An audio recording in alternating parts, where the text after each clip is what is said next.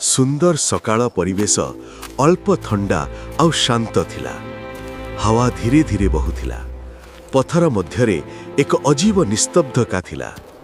हिमू धीरे धीरे पथर उपरे चालुथिला आउ चारि पाखरे बुली बुली देखुथिला।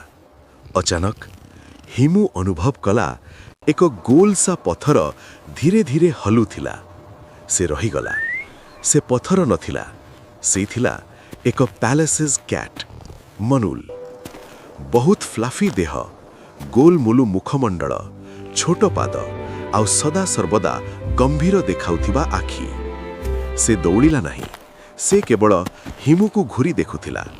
हिमू हसिकी कहिला, तू एते सीरियस काहेकि देखा जाउछु?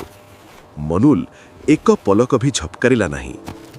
हिमू देखिला मनुलर सामनारे बहुत गरम पथर थिला। तार छोट पाद सेथिरे चालिबा पई असुविधा पाउथिला। हिमू मनुल को उठाइला नहीं। से निकटरे थिबा थंडा पथर मानुंकु लाइन रे सजाइला। बस एक सुरक्षित रास्ता। पैलेसेस कैट प्रथमे रास्ता को देखिला, परे हिमू को।